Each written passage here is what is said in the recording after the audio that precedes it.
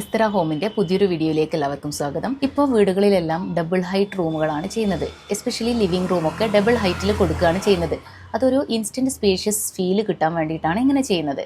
അപ്പം എല്ലാവരുടെയും ഒരു സംശയമാണ്, ഇങ്ങനെ ഡബിൾ ഹൈറ്റ് കൊടുക്കുന്ന സമയത്ത് അത് കോസ്റ്റിനെ ബാധിക്കുന്നുണ്ടോ, അത് ഫ്ലോർ ഏരിയയിൽ ഇൻക്ലൂഡഡ് ആണോ എന്നുള്ള കാര്യം. നമ്മളൊരു വർക്ക് കോൺട്രാക്ടേഴ്സിന് കൊടുക്കുന്ന സമയത്ത് അവർ സ്ക്വയർ ഫീറ്റ് കാൽക്കുലേറ്റ് ചെയ്യുന്നത് ഫ്ലോർ ഏരിയ മാത്രം കൺസിഡർ ചെയ്തിട്ടാണ്. ആ ഫ്ലോറിന് മുകളിലുള്ള എംപ്റ്റി സ്പേസ് അവർ കൺസിഡർ ചെയ്യുന്നില്ല.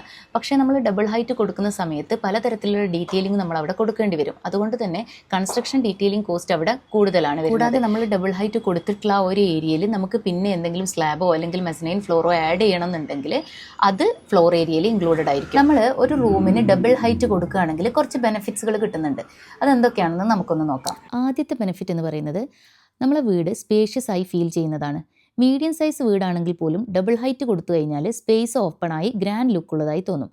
സീലിംഗ് ലോ ആയതിനാൽ ഉണ്ടാകുന്ന ബോക്സ്ഡ് ഇൻ ഫീലിംഗ് കംപ്ലീറ്റ്ലി മാറും. രണ്ടാമത്തെ ബെനിഫിറ്റ് എന്ന് പറയുന്നത് നാച്ചുറൽ ലൈറ്റ് ആൻഡ് വെന്റിലേഷൻ ആണ്. ടോൾ വിൻഡോസ് കൊടുത്താൽ ഡേ ലൈറ്റ് കൂടുതൽ വീട്ടിലേക്ക് വരും. ചൂടുള്ള വായു മുകളിലേക്ക് കയറുന്നതിനാൽ എയർ ഫ്ലോ കൂടി നാച്ചുറലായി ഇംപ്രൂവ് ചെയ്യും. ഡേ ടൈമിൽ ലൈറ്റ്സ് ഓൺ ചെയ്യേണ്ട ആവശ്യം കുറയുകയും ചെയ്യും. മൂന്നാമത്തെ benefit luxury and premium look. Double height living room ഉണ്ടെങ്കിൽ വില്ല ഫീൽ ഓട്ടോമാറ്റിക്കായി കിട്ടും. വിസിറ്റേഴ്സ് കയറിയാൽ തന്നെ ഫസ്റ്റ് ഇംപ്രഷൻ സ്ട്രോങ് ആയിരിക്കും. High and home look clearly reflect ചെയ്യും. നാലാമത്തെ ബെനിഫിറ്റ് എന്ന് പറയുന്നത് ഡിസൈൻ ഫ്ലെക്സിബിലിറ്റിയാണ്. ഡബിൾ ഹൈറ്റ് സ്പേസിൽ ലാർജ് സ്റ്റേറ്റ്മെൻറ്റ് ലൈറ്റ്സ് അല്ലെങ്കിൽ ഷാൻഡലിയേഴ്സ് യൂസ് ചെയ്യാം. ടോൾ കേർട്ടൻസ് കൊടുക്കാം, ഫീച്ചർ വാൾ ഡിസൈൻ ചെയ്യാം, ഇൻഡോർ പ്ലാന്റ്സ് ആഡ് ചെയ്യാം, എസ്തെറ്റിക് ഇൻറ്റീരിയർ ക്രിയേറ്റ് ചെയ്യാൻ ഈ സ്പേസ് സൂപ്പർ പെർഫെക്റ്റ് ആണ്. അടുത്തൊരു ബെനിഫിറ്റാണ് better resale value. Double height living rooms premium ഫീച്ചറായി കൺസിഡർ ചെയ്യപ്പെടുന്നുണ്ട്. മോഡേൺ വീടുകൾ തേടുന്ന ബയേഴ്സിനെ അട്രാക്റ്റ് ചെയ്യാനും റീസെയിൽ ടൈമിൽ വാല്യൂ ഇൻക്രീസ് ചെയ്യാനും ഇത് സഹായിക്കും. നമ്മൾ വീടുകൾക്ക് ഡബിൾ ഹൈറ്റ് കൊടുക്കുന്ന സമയത്ത് നമുക്ക് ഒരുപാട് ബെനിഫിറ്റ്സ് ഉണ്ടെന്ന് പറഞ്ഞു.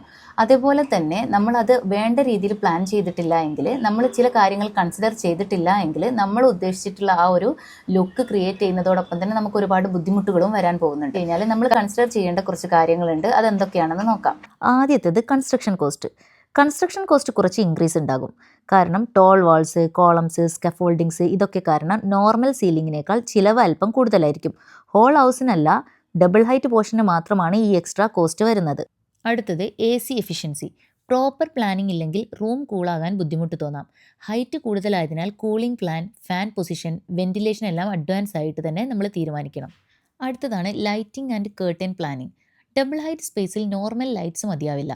നൈറ്റിൽ റൂം എംപ്റ്റി ആയി തോന്നാതിരിക്കാൻ ലെയേർഡ് ലൈറ്റിംഗ് വേണം. കേർട്ടൻസ് ടോൾ വിൻഡോന് സ്യൂട്ട് ചെയ്യുന്ന രീതിയിൽ വേണം പ്ലാൻ ചെയ്യാൻ. ഇനി ഏറ്റവും ഇമ്പോർട്ടൻറ്റ് പോയിൻ്റ് എന്താണെന്ന് വെച്ചാൽ എവിടെയാണ് നമ്മൾ ഡബിൾ ഹൈറ്റ് കൊടുക്കുക എന്നുള്ളതാണ്. ഈ ഡബിൾ ഹൈറ്റ് ബെസ്റ്റ് സ്യൂട്ടഡ് ആയിട്ടുള്ളത് ലിവിംഗ് റൂമിൽ അല്ലെങ്കിൽ എൻട്രൻസ് ഫോയറിലൊക്കെയാണ്.